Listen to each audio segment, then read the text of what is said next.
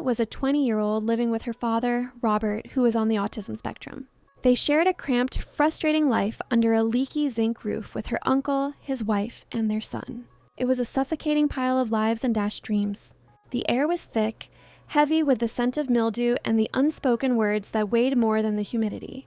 The house walls seemed to soak up every shout, every tear, every sigh of despair that echoed through the tight rooms. The backyard was too small for so many failed dreams, and the kitchen barely fit 2 people. In the brutal heat, the zinc roof turned the house into an oven, and on cold days, the gaps in the windows let in a sharp wind that chilled them to the bone. Despite constant financial struggles, where dinner was often just a slice of bread and watery coffee, Scarlett always forced a smile for the world, a fragile shield against life's harshness. She learned early on that her smile was armor, a way to protect not only herself, but, more importantly, her father from the world's cruelty. As a child, she used to draw smiles on the steamy bathroom mirror, practicing for the days when it would be hardest to genuinely smile. Her story was a sad, melancholic tune that had played in her heart since childhood. Her mother had abandoned them when Scarlett was just 4, trading her family for a promise of a better life that never included her daughter. Scarlett still remembered her mother's perfume, a sweet scent of lavender that clung to her memory as the only trace of a maternal love that should have been hers. Sometimes, passing a perfume counter, that smell would make her stop, and her heart would ache so badly she'd have to lean on a wall to keep from falling. Her last image of her mother was her back disappearing out the door, a suitcase in hand, and never a look back. Since then, her father, Robert, had raised her alone. Despite his limitations, the private world he inhabited, his love for Scarlett was the only solid, unquestionable thing in her life. He taught her to see beauty in small things, like the patterns the cracks made on the wall or the way the dust motes danced in a sunbeam from a window gap. Robert had a unique way of seeing the world, and through his eyes, Scarlett learned that even in the toughest situations, there was something beautiful to be found. He collected bottle caps and organized them by color, creating mosaics on the bedroom floor that, he claimed, told stories of distant worlds. One day, she got home exhausted from her job, her feet throbbing in her worn-out shoes, and her soul heavy from the supermarket routine. Her socks were ripped, and she could feel every pebble through the thin soles. Her boss had yelled at her that day because a customer complained about the service, even though Scarlett had been polite and helpful. The unpaid overtime piled up, but she didn't dare complain, afraid of losing the only job she could get. Shouts greeted her before she even opened the door. It was a familiar symphony of bitter music that played almost every night in that house. She saw her uncle, a stocky man whose face was always red with rage, cornering her father against the living room wall. Her uncle's neck veins bulged as he screamed, his saliva spraying like venom. The man claimed Robert was difficult to deal with because of his autism and that he was too stubborn, unable to follow simple instructions. His words were razor blades cutting the air, each syllable loaded with a hatred Scarlett could never comprehend. How could someone hate a person who didn't even understand the concept of malice? Robert was huddled, hands covering his ears, rocking back and forth in a frantic rhythm, his only refuge against the verbal assault. His eyes were squeezed shut, as if he could make the world disappear by not looking at it. Scarlett felt her blood boil, an ancestral rage rising in her throat like bile. "Uncle, you know my dad's limitations. This screaming will only scare him more." Her voice came out firm, despite the tremor in her hands. She positioned herself between her uncle and her father, her slender body a pathetic but determined barrier. That day, Scarlett was crushed by the insults. Every word from her uncle felt like a nail being hammered into her heart. Gently, she guided her father back to their bedroom, their little sanctuary. The room was the only place in the house where they could breathe without fear, where the walls seemed to protect them from the outside world. Robert had decorated every inch with his drawings, portraits of Scarlett at different ages, all done with colored pencils she had saved up for months to buy. Robert, still shaking, grabbed the door key, a gesture he repeated whenever he felt threatened, and said in a choked voice, "Daddy will protect you." His hands trembled so much he almost dropped the key. Scarlett wanted to say she should be the one protecting him, but she swallowed the words, knowing it would only distress him more. Robert locked his daughter in the room and went to talk to his brother. The locked door symbolized Scarlett's helplessness, trapped while the voices outside continued their battle. She pressed her ear against the wood, her heart pounding so hard she could barely hear the argument.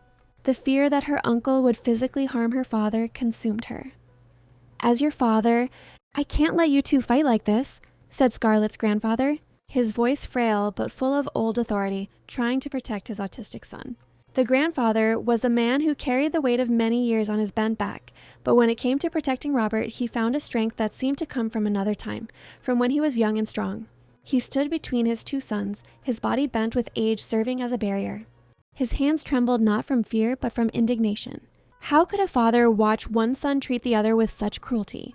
He continued, telling the other son, "You know very well that Robert has always had limitations, but he always studied, worked outside the home, and even got married. He built a life despite everything." The pride in the old man's voice was palpable.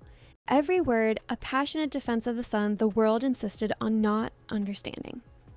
That night, on her thin mattress on the floor, Scarlett cried hard. The mattress had so many holes she could feel the cold floor through it, and the rusty springs creaked with every move. The blanket was too thin for the cold, but she pulled it up to her chin, curling into a ball to conserve body heat. The sound of her sobs was muffled by the pillow so no one would hear.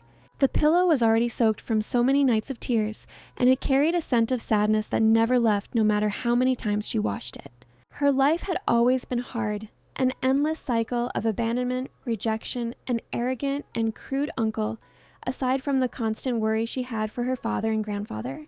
Sometimes she wondered if she had been born under a cursed star, if fate had written her story in the ink of suffering.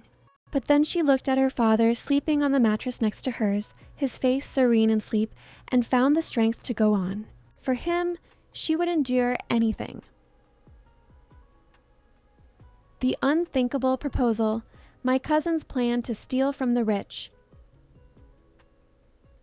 One day, the bedroom door flew open, and her cousin Trevor walked in without knocking. The sound of the door hitting the wall startled her, and she jumped, her heart racing. He never respected her space, always invading as if he had a right to everything in that house. He found her on the floor, knees hugged to her chest, a position she took when the pain was too much to stand upright. Her tears had dried, leaving salty trails on her cheeks. He looked at her and said, "Get off the floor, stop crying and come here. I need to talk to you." There was a strange glint in his eyes, an urgency that scared Scarlett. It was the same look he had as a child before he pulled some prank that always ended with her taking the blame. But they weren't children anymore, and the glint in his eyes was darker, more dangerous. Driving his father's old noisy car, Trevor said, "I have a solution that's going to fix all your problems, and we're all going to be rich. Even your dad's fights with mine will stop, you'll see." The car made so much noise it sounded like it would fall apart any minute. The engine coughed and sputtered, and the smell of gas and cigarettes inside made Scarlett nauseous. She rolled the window down a bit, but the air that came in was heavy with pollution and didn't help much. The streets blurred past the window, and she wondered where he was taking her. She replied, "Don't involve my dad in this. He's only defending himself from my uncle." Her voice came out defensive, protective. She knew Trevor well enough to know that any plan of his couldn't be good. Her cousin answered with a side smirk, that crooked smile he always made when he was scheming something. "Okay, relax. My dad's just like that. He doesn't get this autism thing." But Scarlett couldn't hold back and pressed on. "Regardless, he can't call anyone crazy like that." The words came out forcefully, years of pent-up anger trying to find a release. "But tell me, what is it about?" She needed to know what he was trying to involve her in. Her cousin, super excited, turned to her, his eyes shining with greed. Greed was something that always defined Trevor. Since he was little, he wanted everything he saw, whether it was his or not. "You're going to work at my former boss's house as a maid. You're going to find out where they keep the valuables, and you're going to bring them to me." The words came out of him as if it were the most natural thing in the world, as if he were asking her to buy bread at the bakery. Scarlett's eyes widened, her heart beating erratically. She felt a chill down her spine, as if someone had poured cold water down her back. The world seemed to spin for a moment, and she had to hold on to the car's dashboard to keep from falling. Steal? No, never. "I'd rather keep this life than steal assets that someone else acquired with their sweat." Her voice came out firm, loaded with the conviction that came from years of being raised by a father who, despite all limitations, was always honest. Trevor slammed on the brakes at a corner, the sound of the tires screeching on the asphalt. The noise was so loud that some pedestrians stopped to look. He turned completely toward her, his face red with anger or excitement. She couldn't tell. "We're going to be rich. We're going to split the money from the jewelry and leave the country." He gesticulated as he spoke, his hands cutting the air as if he could mold the future with them. But Scarlett screamed, "No!" The scream came from the depths of her soul, loaded with all the desperation and indignation she felt. How could he think she would agree to something like that? Suddenly, her cell phone rang. The shrill sound cut the tension in the car like a knife. It was her aunt. The voice on the other end was pure panic. "Your grandpa called me crying and said he was walking home and suddenly collapsed on the sidewalk." Her aunt's voice was trembling, and Scarlett could hear the noise of the hospital in the background, people talking, machines beeping.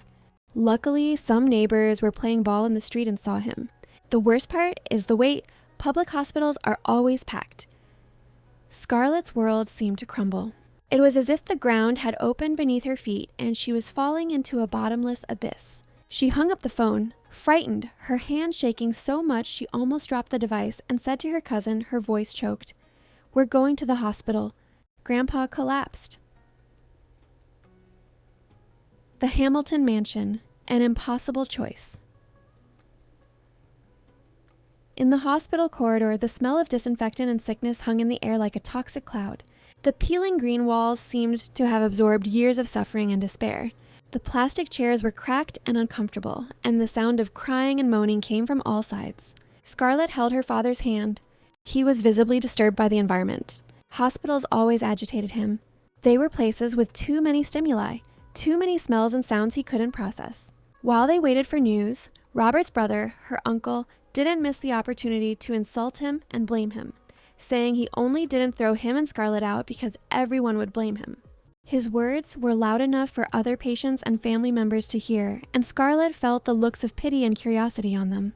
In defense of them both, Robert, cornered and confused by the situation, tried to defend himself, stammering, I have autism. Don't yell at me like that." His hands moved frantically, a clear sign of his distress. Scarlett hugged her father, trying to create a protective cocoon around him. Arriving at the hospital, before going in, Scarlett's cousin pulled her by the arm and said in her ear, "Think carefully about the offer I made you." His warm, cigarette-smelling breath made her feel disgusted. His hand squeezed her arm hard, leaving marks that would later turn purple. "It's not fair for some to be rich and us to live in this misery. Do you think it's fair for Grandpa to be in a public hospital while they enjoy a good life?" Those words were like venom, exploiting her greatest weaknesses and fears. He knew exactly where it hurt the most, where to press to make her give in. Scarlett said nothing and quietly left the car, feeling the weight of the world on her shoulders. Each step toward the hospital seemed harder than the last, as if she were walking against an invisible current. Hours later, the news came. Her grandfather had not survived. The doctor, a man too young to give such terrible news, spoke in a monotone voice as if he had given that same news hundreds of times. The pain was overwhelming. It was as if a piece of Scarlett had been torn out. Her grandfather was the only one who still tried to maintain some peace in that broken family. Robert started rocking violently, hitting his head with his hands, unable to process the loss. Scarlett tried to calm him, but she could barely stand herself. In the middle of the grief, her uncle's cruelty reached its peak. After delivering a hard slap to his niece's face that made her see stars, her uncle yelled, saying, "If my father dies, it's your fault." The slap was so strong that Scarlett tasted blood in her mouth. Her head spun, and she had to lean on the wall to keep from falling. "Tomorrow, I want both of you out of my house." The words were final, leaving no room for appeal. Scarlett did her best to calm her father. She approached him without showing that her face was hurting, her cheek throbbing with the mark of his fingers. She could feel the heat radiating from the injured skin, and she knew a purple bruise would form. Her father, always loving toward her, noticed the redness and said, "Let's go home. Daddy will put ice on it, and it will heal." "Your uncle is a monster." The innocence in his words broke Scarlett's heart. He didn't understand the world's cruelty, didn't understand how someone in their own family could be so malicious. To calm her father, Scarlett swallowed her tears and said, "Dad, calm down. It didn't hurt at all. Just look at me." She forced her face not to show pain, even though every movement of her facial muscles was agony. Robert innocently asked, "You're not hurting, but you didn't smile. And when you're sad, you don't smile." He knew his daughter better than anyone. He could read her emotions even when she tried to hide them. Scarlett forced a smile, feeling her face muscles pull. The bruised skin protested, but she kept the smile. "I'm fine. I have you, and that's why I'm happy, my love. Remember our promise? You take care of me, and I take care of you." The promise was the foundation of their lives, the only certainty they had. They had made that promise when she was little after her mother left, and since then it was what kept them united. That night, with nowhere to go, cornered and desperate, Scarlett gave in. The darkness of the night seemed to have entered her soul, and she felt as if she were betraying everything she believed in. Without accepting her cousin's proposal, she said, "This is wrong, it's a crime." The words came out weak, without conviction, because she knew she had no choice. But her cousin retorted, "The crime is our grandfather being in a public hospital. It's your father not having proper treatment." He gesticulated as he spoke, his shadow dancing on the wall like a demon. "Since I was a kid, I've lived in misery, and so have you. Forget this supermarket cashier life. Tomorrow, you're going to work for the Hamilton family. I've already taken care of everything. Just be there at 8 a.m. His words were final, leaving no room for discussion. Scarlett asked, "Trevor, are you involved with crime? Don't involve me in this." Her voice was trembling, fear evident in every syllable. The answer came with violence. He shoved her against the car door, his body pinning hers. She could smell the sweat and rage emanating from him. After pushing Scarlett down, he said in her ear, "Here's the deal. If you don't do what I say, I'll kill the old man," referring to Scarlett's father. The words were like ice, freezing the blood in her veins. And coldly, Trevor said, "If you want your father alive, do what I say. From now on, I'm in charge." "You can't resist now." He stepped away, leaving Scarlett collapsed on the floor, trembling not from cold, but from pure fear. Forbidden Love Story, The Heir and the Maid, YouTube short clip potential. The next day, with fear gnawing at her soul, Scarlett arrived at the Hamilton mansion. It was an imposing structure with perfectly manicured gardens and a fountain in the center that spouted crystal clear water. Everything there screamed wealth and power, a brutal contrast to the reality she came from. She was well received by her new employers, who welcomed her with polite smiles. Mrs. Hamilton was an elegant woman, with perfectly styled hair and clothes that probably cost more than Scarlett earned in a year. Mr. Hamilton had a distinguished air, one of those men used to having the world at his feet. Meanwhile, across the street, Trevor watched everything from afar, seeing the nervousness stamped on his cousin's face. He smoked one cigarette after another, his anxiety evident in every gesture. "What a stupid girl! Look at the fear on her face," he muttered to himself, throwing the cigarette butt on the ground and stepping on it hard. After showing her the house and Scarlett's rest area, a small room in the back that seemed like a palace compared to what she was used to, her boss left her with another maid who would give her the remaining instructions. The room had a real bed with a mattress and everything, something Scarlett hadn't had in years. The older woman with tired eyes said, "You can start now. Call me if you need anything." There was kindness in her eyes, and Scarlett wondered if she could trust anyone there. Scarlett's mind was a whirlwind, her eyes trying to absorb every detail of that house that looked like a palace, a world so distant from hers. The paintings on the walls probably cost more than her family would earn in several lifetimes. What would become of me if I hadn't met you and you hadn't seen me? I asked myself. This thought popped up out of nowhere, like a song playing in her mind, uninvited.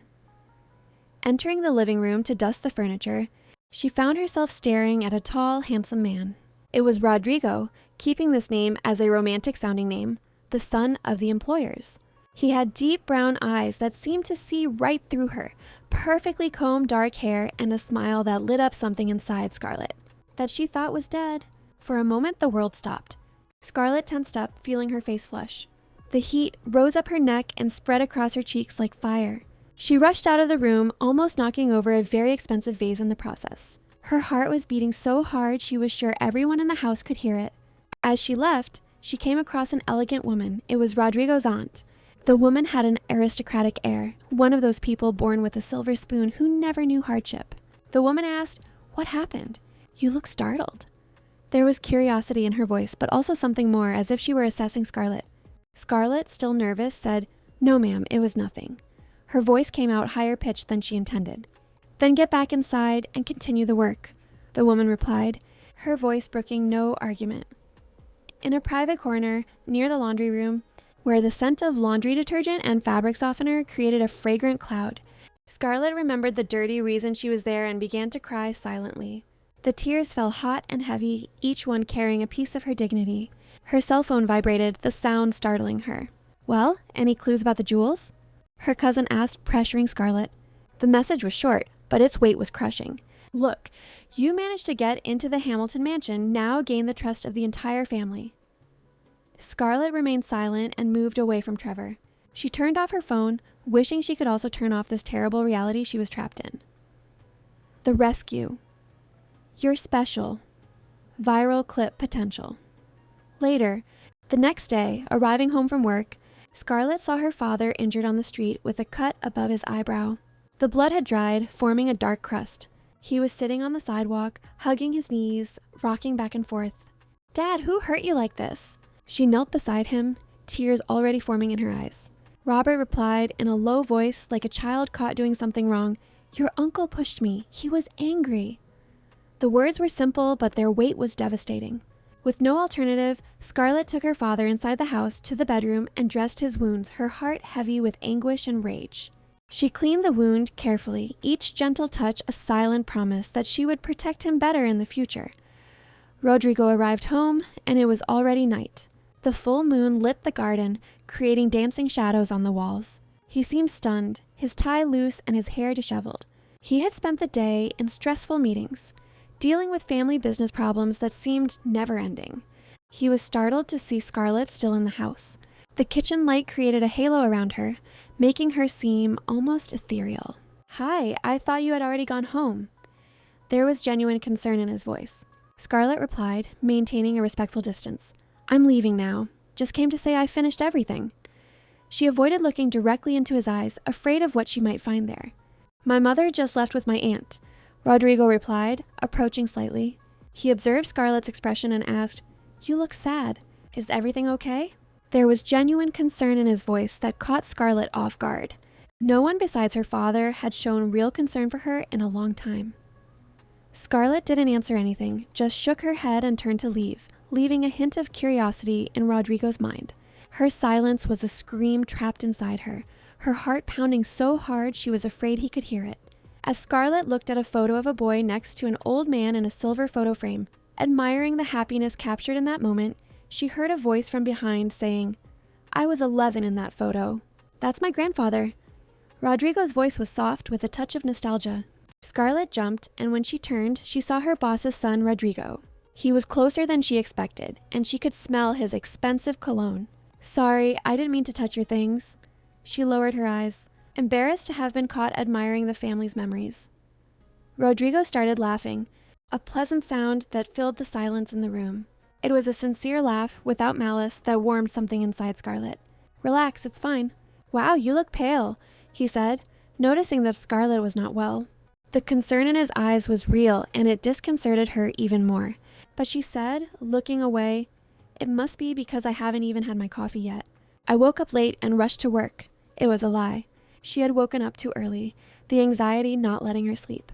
Rodrigo surprised her by saying, "Come have coffee with me." The invitation was so unexpected that Scarlett almost lost her balance. Scarlett looked at the floor as a sign of respect and said, "Employees can only enter the kitchen to work." The rules were clear and she couldn't afford to break them. Rodrigo, sympathetic and cordial, said, "I'm your boss too, you know, and I'm inviting you."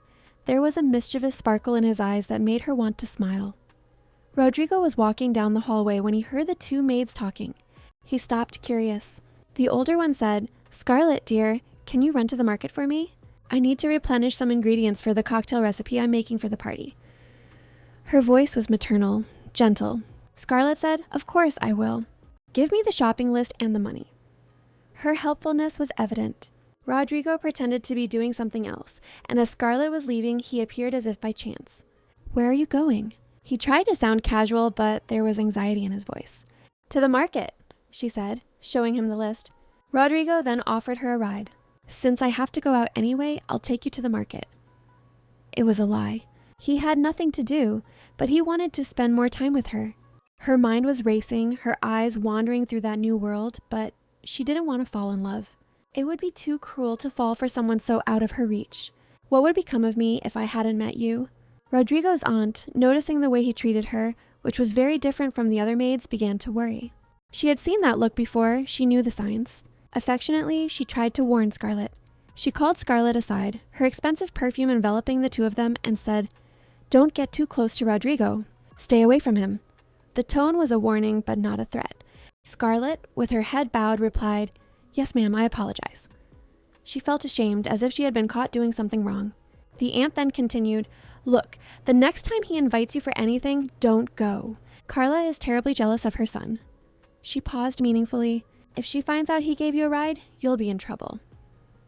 This was a dream she didn't even dare to have, but his smiles were her burden and her joy. Breakdown. The maid confesses her pain, emotional viral moment. At home, reality was a bucket of cold water. The difference between the Hamilton mansion and her reality was like stepping out of a dream into a nightmare. It only took a little water to splash on him, and Scarlett's uncle had another explosion of hatred. "Look what you did, you animal! You threw water on me!" He yelled as if Robert had committed a heinous crime. Scarlett was arriving home from work, tired and disheartened. Her feet hurt, her back ached, but nothing hurt more than seeing her father being mistreated.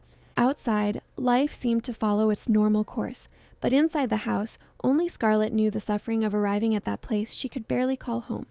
The walls seemed to close in on her every time she crossed the door. Sometimes she felt like running away and leaving everything behind.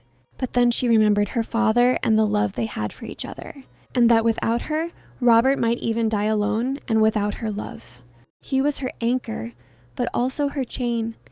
She seemed to be static, frozen in that moment of despair. Scarlett took her father to the bedroom, who immediately set out to draw a new portrait of his beloved daughter's face. It was his way of showing love, each line on the paper a silent declaration of affection. He picked up his worn-out colored pencils, some so small they were hard to hold, and started drawing with absolute concentration. On the other side of the city, Rodrigo was also living his own dilemmas. Even living a life of luxury, the opposite of Scarlett's, he also had his problems. A feeling of emptiness that money did not fill. He looked at the expensive paintings on the walls, at the imported cars in the garage, and felt nothing. Only when he thought of Scarlett, that maid with sad eyes, did he feel something real move within him. The next day, Rodrigo's mother seemed more authoritative.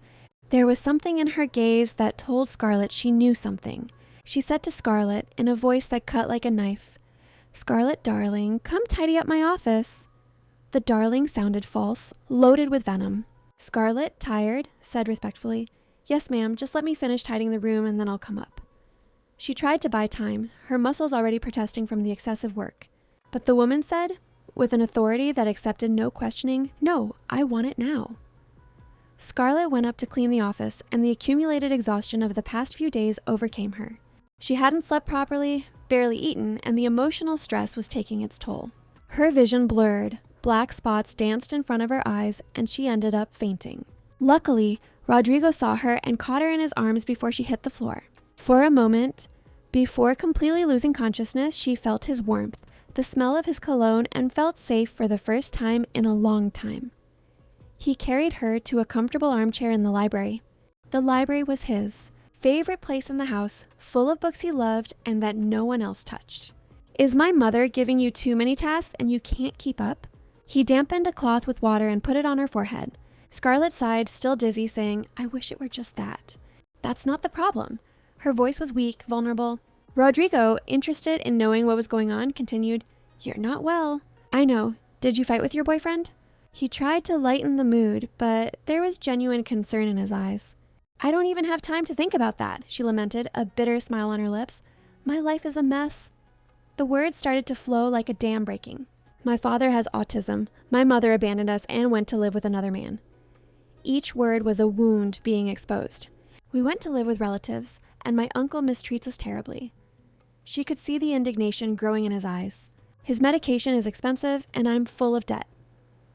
The shame of admitting her poverty to someone so rich was almost unbearable. "I don't have a normal life. It's just problems in my head. I feel useless in this world." Tears began to form. "I'd better stop because otherwise I'll cry in front of you." She tried to stand up, but he gently kept her seated. Rodrigo looked into her eyes and said with a kindness that completely disarmed her, "Yes, you are useful." He held her hand, and the touch was warm and comforting.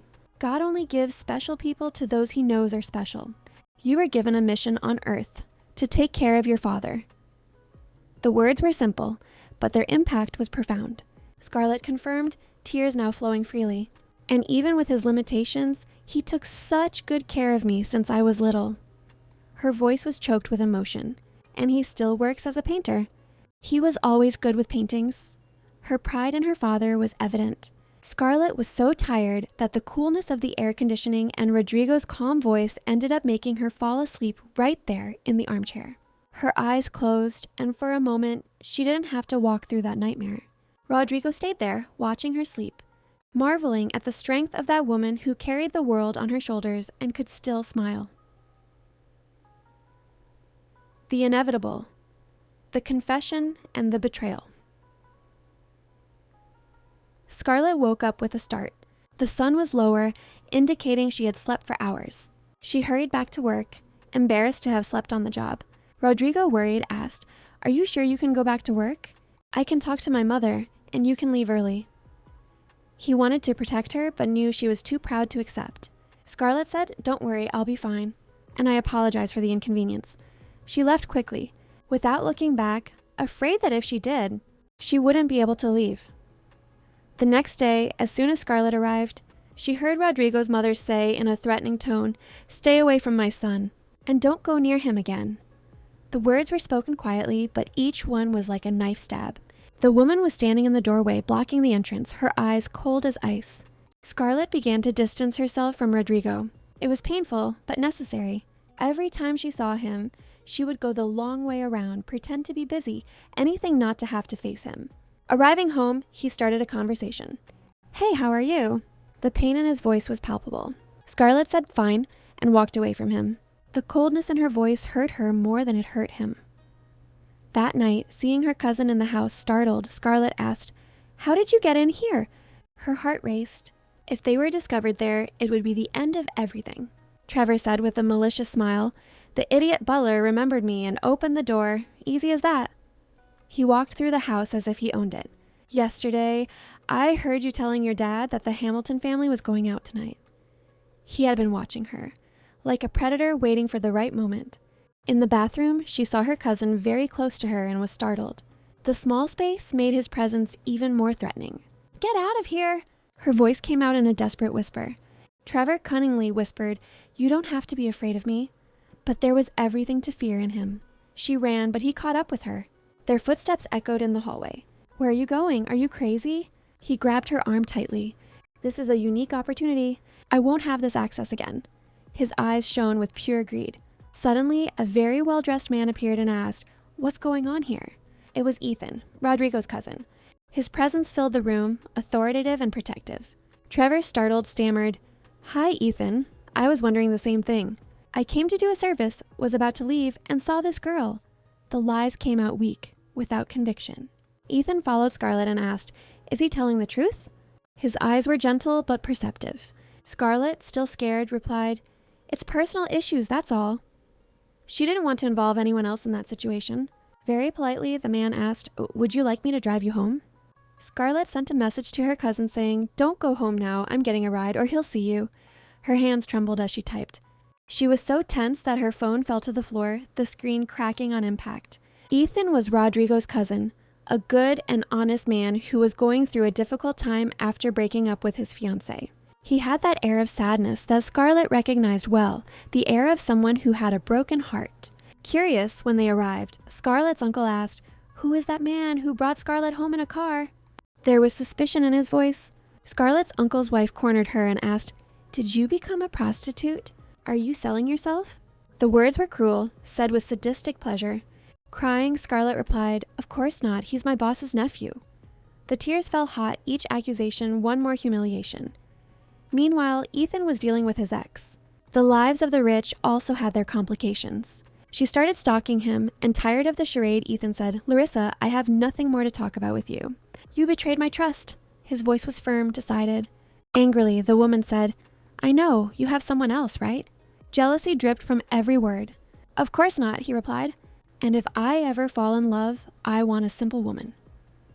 He thought of Scarlett at that moment. Without knowing why, Carla, Rodrigo's mother, came across the worst scene she could have seen. Her son sitting on the balcony, drinking soda with the maid and talking to her. The scene was too intimate, too familiar. The smile on his face was undeniable. It was the kind of smile she hadn't seen in years, since he was a child. His mother knew he was in love. The signs were clear to anyone who knew how to look. Seeing Rodrigo hold Scarlett's hand, a gesture so simple yet so loaded with meaning, she was certain he liked her. She tried to intervene, begging Carla not to fire the young woman because she was needy. But Carla had other plans. Carla didn't fire her, but threatened her cruelly, saying, "Girl, my son is not for you." Every word was calculated to hurt. "If I catch you near him, or even looking at Rodrigo, I'll throw you out and make you suffer and be ashamed." The threat hung in the air like a black cloud. Rodrigo, seeing Scarlett's distance, asked, "Why don't you want to talk to me?" The pain in his voice was palpable.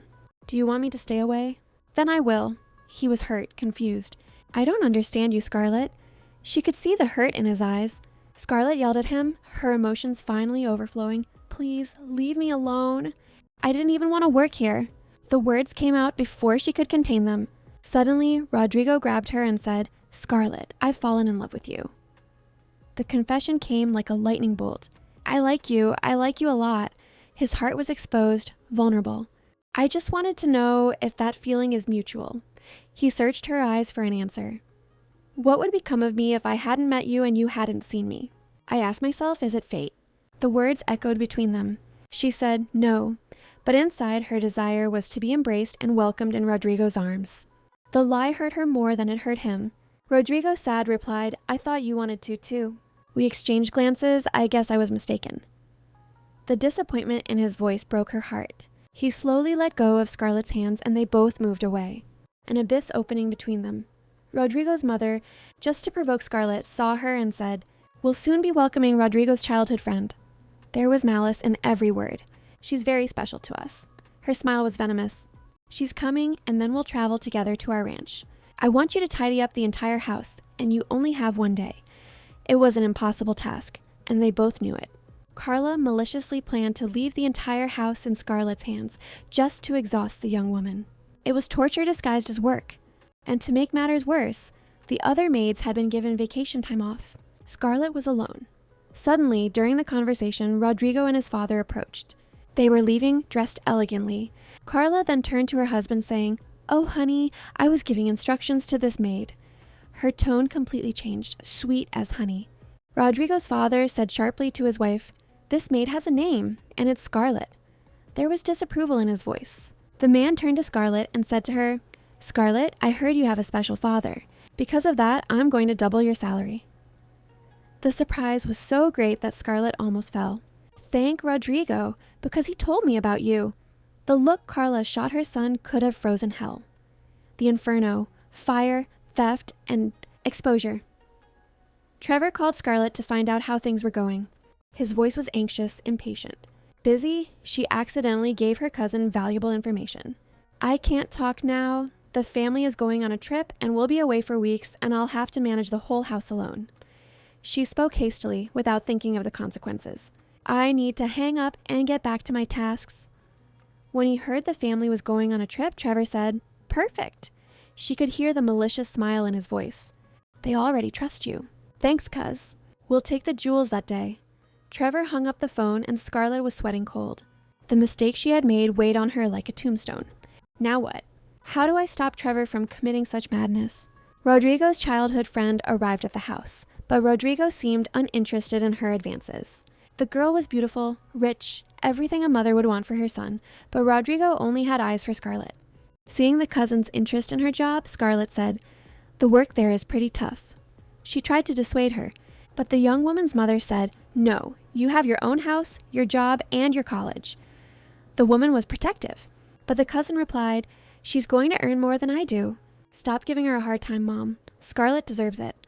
She suffered so much." There was genuine compassion in her words. Scarlett had a cousin, Chloe, who was spending the holidays at her parents' house. This cousin was independent, lived alone, worked and studied, besides being a very friendly and gentle young woman. She was everything Scarlett wanted to be, free, independent, mistress of her own destiny. An angel on my path so that I don't suffer. A guardian angel who extends a hand to me, brings peace to my heart. Take me to another place where I can rest. Chloe was the only light in that obscure family. Scarlett arrived and the family was packing their bags. The movement was frantic, employees running everywhere. The trip would be the afternoon of the next day. Rodrigo's cousin, Ethan, almost ran over Scarlett's cousin, Chloe. Fate has curious ways of bringing people together. Worried, he got out of the car and asked, "Are you hurt?" His concern was genuine. She said, "A little," massaging her arm. Ethan, worried, touched the young woman's arm respectfully, saying, "Let me see your arm. Excuse me." His touch was gentle. "I was distracted. I apologize. I ended up turning onto a street I don't know and got lost." The young woman then said with a smile, "That's what cell phone apps are for. You could have used one." Ethan replied, laughing, "I know. I relied on myself and ended up getting lost." Something was happening between them. "Is it with you that I'm going to live? Will our dreams align?" Trevor once again threatened Scarlett, using her father and saying he would eliminate the old man. The threats were becoming more violent, more direct. With no way out, she left the house, her heart heavy as lead, found her cousin at a corner and said, "At 4 p.m., everyone will leave. The employees have already been dismissed." Every word was a betrayal of herself. Proud, Trevor said, "Girl, we're going to get rich. Now go and leave the rest to me. Just go and wait for me." He already had everything planned.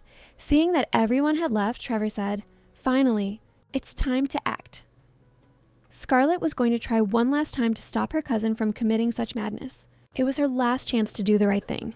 That's when she was startled, coming across Rodrigo's aunt Erica, who was still in the house. "You didn't go to the ranch?" Panic took over her. The aunt replied calmly, "I was going later, but it started raining, so I'm leaving tomorrow." Trying to save the woman, Scarlett said hastily, "I don't have time to explain.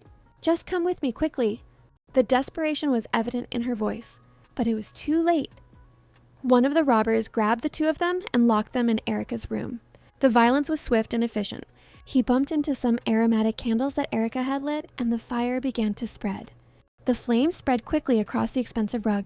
Just then, Scarlett's father, noticing his daughter's delay, went personally to look for her and was startled by the flames. His love for his daughter was greater than his fear. "Oh my God, I'm going to save her and the Hamiltons." He entered the burning house without hesitation. On the other side, Rodrigo received a call from a neighbor who said, "Your house is on fire. We already called for help." Despair took over him. Rodrigo thanked him and rushed back to his house, frantic. He could only think of Scarlett. Trevor's accomplices stole some belongings from the house and fled when they heard the sound of the siren, like rats abandoning the ship. In desperation, Trevor fled, leaving his cousin and uncle alone, his cowardice finally revealing itself. Trevor tried to escape, but the police arrived because a neighbor had called for help. Justice sometimes delays but arrives. A policeman shouted to the men who went to where Scarlett was with her father. The smoke was thick, suffocating. One of them said to Scarlett, "Ma'am, please come with us." At the police station, the truth came out like a wound being opened. The turning point, forgiveness and new beginnings. Scarlett said to Rodrigo, tears streaming down her face, "I don't blame you for being angry with me. I just want you to know that Trevor threatened to kill my father. I was forced to work for you. I'm ashamed, and I beg for your forgiveness. I feel like the worst person in the world." Every word was painful to say. Rodrigo put his hand on his face and started crying out of disappointment. Seeing his tears was worse than any punishment. He left the police station with his head bowed, and Scarlett didn't see him again. The emptiness he left was immense. Chloe found out about everything from her mother and said it was my brother's fault. She was indignant. "Dad was never a good example. That's why I left home." Trevor is a reflection of him. He never set limits for his son. He had all kinds of friends, and Dad never punished him for his mistakes. And now that he's arrested, Dad wants to fix everything. There was bitterness in her voice, but her mother said, "Scarlett is just as much of a criminal as he is." The cruelty of the statement shocked Chloe. Chloe then replied to her mother, "She's innocent, and justice will prove it." The investigation showed that Scarlett was coerced and threatened by her cousin. The evidence was clear. This helped to reduce the severity of her accusations. She was acquitted. Justice, even if late, arrived. But her uncle, violently throwing her to the ground, said to his wife, "These plagues are leaving here." But his wife said, "It was proven in court that she was threatened by our son. Where are they going to go? They don't have anyone. It's late and cold outside." There was a remnant of humanity in her. From that moment on, Scarlett was living the worst days of her life. Seeing that the neighbor and no one else wanted to help them, Scarlett said, "Come on, Dad. She won't help us." The rejection hurt, but she was used to it. "Dad, hang in there. We'll find a place. God will send help. Get up off that floor, my love." She tried to keep hope. Scarlett started begging her aunt and uncle, "My father is having a crisis. At least let just him come in." Desperation was evident. "Please, someone help us." Her scream echoed in the empty street. Scarlett's uncle, with suitcases in hand, said to his wife, "Give the crazy man and the thief their things and a goodbye. From today on, she and the old crazy man are no longer family." The casual cruelty of his words. An elderly neighbor who seemed generous surprised her by saying, "Sorry, dear, but I can't let you stay here. I'm going in. It's cold." Even kindness had limits. Robert said, "Daughter, I'm hungry." The simplicity of the request broke Scarlett's heart. Scarlett, arm in arm with her father, said, "Calm down. I'll try to see what I can do." Scarlett, taking advantage of the fact that her uncle was on his night shift at work, went home, calculating that he had already left. She took a shower and changed, the hot water being a luxury she knew she wouldn't have anymore. Her father also bathed and packed his things and his medication. But the man showed up because he had forgotten his documents. The timing couldn't have been worse. He saw the two of them in the house, and the confusion was great until a luxury car stopped. It was Rodrigo, like a saving angel. He said to Scarlett's uncle, with an authority that accepted no questioning, "This is an order." Trembling, the man said, "Yes, sir." The power of money asserting itself. "If you'll excuse me, I need to go in. Good night." Mr. Robert said to Rodrigo, "Thank you, young man with a good heart. My daughter and I have been on the street for 2 days." The pure gratitude in his voice. The revelation shocked Rodrigo. Scarlett, with a lost look, confessed, "I was going to kill myself today, but I thought of my father, and he only has me." The confession came out as a whisper.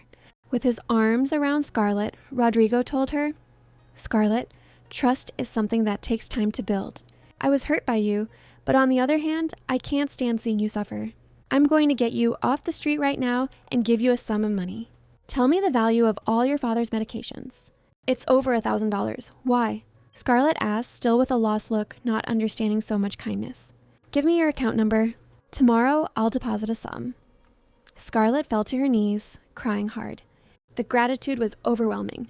Robert knelt with her, and the two cried, embracing, a moment of pure emotion. Rodrigo asked Scarlett if they had anywhere to go, and she said she had a cousin. He drove Scarlett and Robert to Chloe's house and left them safe with her. The luxurious car contrasted with the simplicity of the neighborhood. Chloe welcomed them and asked her cousin, "Why didn't you tell me everything? I would have given you shelter immediately." There was hurt in her voice. Scarlett said, "I know you live in a shared house, and I didn't want to bother you." Pride had always been her flaw and her virtue. However, Chloe replied, "The people who live here went to visit relatives for Christmas and New Year's. I'm alone in the house." "But what about your mother?" Scarlett sadly said, "She lives with the man she ran away with when she left my father and me. She has 2 children and said she would give a roof, but only for me, and that my father couldn't come with me." The mother's rejection still hurt. "I will never abandon my father as she did." The promise was sacred. The next morning, Scarlett checked her account, and there was a good amount of money, much more than she had imagined. Rodrigo did that with the intention of helping her and her father, Robert. In tears, Scarlett said to her cousin, "My God, after what happened, he still did this for me. That man must be an angel. So much kindness." Chloe hugged her cousin and said, "You deserve to be happy, you and Uncle Robert." The fairy tale ending, true love wins. Crossing the street, Scarlett spotted Rodrigo. The emotion of seeing him was so great that she was almost run over, but he pulled her close, saving her once again. Rodrigo asked Scarlett, "So, how are you both doing?" There was anxiety in his voice. Scarlett, very happy, said, "Our life has changed.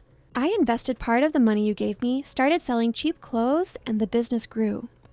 The pride in her voice was evident. "It grew so much that I opened a store." It was a dream come true. Happy with what he heard, Rodrigo said, "That's how you start a business. You did the right thing.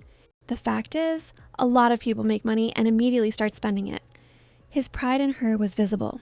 Seeing Rodrigo's face, Robert said, "Hey, I remember you. You're the kind-hearted young man who helped us." Rodrigo said to Robert, You have no idea how happy I am to see you both happy." Scarlett's uncle's wife went to her niece's new house at her husband's command and said to Robert, "Your brother loves you very much and misses you. He took out a loan and is in debt, and he wants Scarlett to pay all the debts. We are family and we should help each other." Barefaced lies. The hypocrisy was revolting, but Robert said firmly, "How false. Now that my daughter's life has changed, he shows up." Suddenly, Robert said, "It's time for my prayers." "Wait." The woman, angry, replied, "God will take everything from you. You ungrateful egoist," she said to Scarlett, "you owe us. I need $80,000 in the account by tomorrow." But Scarlett said, "He disowned us from the family, remember?" The answer was firm and final. A neighbor who hadn't helped Scarlett and Robert at the time advised her uncle, saying, "Make a YouTube video with the title Abandoned by the Rich Niece. Say all the dirt about that girl. She's ungrateful after everything I did. I'm in debt and going bankrupt. I want my $80,000. People's malice knew no bounds. The other elderly neighbor said, "You are a good, righteous, and just man. She has an obligation to support you." But the truth prevailed. Of all the melodies, yours was the most beautiful. In the loves I sought, I found peace in you. Scarlett and Rodrigo got married, and there was a beautiful party. It was the wedding of dreams, simple but full of love. Robert carried the rings, as he had requested of his son-in-law. He was radiant, his smile lighting up the entire room. Seeing each other at the party, Chloe and Ethan were surprised and said together, "You!" Fate bringing them together again. Chloe said, "Hi, it's you. What a coincidence. Are you okay?" Her smile was genuine. Ethan then replied, "Hi, I'm Rodrigo's cousin." Chloe smiled and said, "And I'm Scarlett's cousin." The surprise was mutual. Surprised, Ethan said, "Seriously? Why didn't you call me? I was going to pay for your phone repair." Chloe blushed upon hearing she was beautiful. She said, "Oh no, you're going to make me blush. Thank you very much for the compliment. Want to talk for a bit?" she said.